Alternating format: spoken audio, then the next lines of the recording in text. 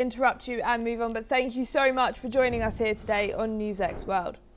Ukrainian Air Force has said that Russia has launched 50 missiles and 297 drones in an overnight attack against Ukraine.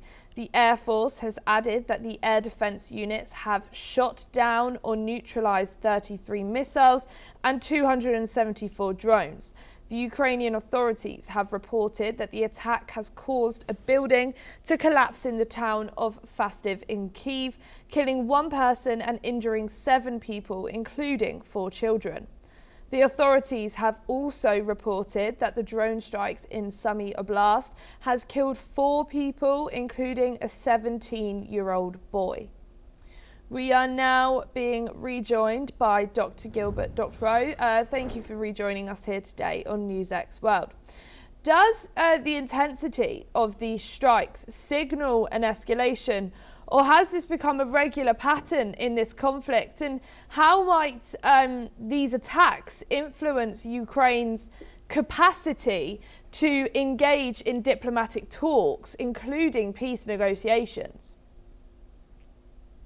Well, this has become a regular incident.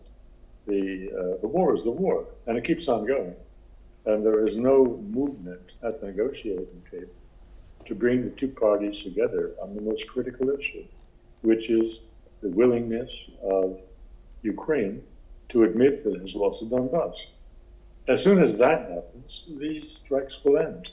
The Russians have made it very plain. That is the precondition for a truce, for a ceasefire, that the Ukrainians begin to withdraw from Donbass. Until that time, we will see this level of intensity day after day. And can continued high-volume attacks change the level of international support or reshape strategic assistance from allies? Well, the level of international support is much narrower than it would appear. It comes down to a very few large powers in Europe. That is England, France, and Germany. They are the main drivers of the Ukrainian war effort and cheerleaders for Ukraine, and they are the most delusional in their public statements. We heard yesterday that Boris Johnson saying that England should once send troops on the ground to Ukraine as a warning to Russia, and to be ready for when the peace agreement is reached so that they can take their stations at the front lines. This is utter madness.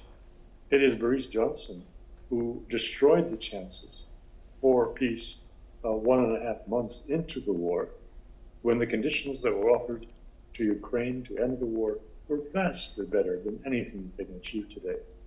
And the same Boris Johnson is looking for the utter destruction of Ukraine and the destruction of any British forces which might be foolish enough to venture into Ukraine. They'll be destroyed at once by Russia. So there is the unwillingness to face the facts of life, that these leaders in Western Europe are encouraging Ukraine, are prompting Ukraine, are goading Ukraine into continuing a hopeless war. And how effective are Ukraine's air defences likely to be against such a large-scale aerial assaults? And what does this mean for future conflict dynamics? Well, I don't pretend to have any specific information on the effectiveness of the air defense in combating these 50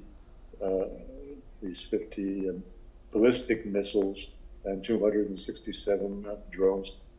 I just doubt seriously that Ukraine succeeded in knocking down any ballistic missiles, and that knocked down enough of the drones to have an effect on the mission. They simply do not have enough air defenses. And all talk of bolstering those air defenses is just talk.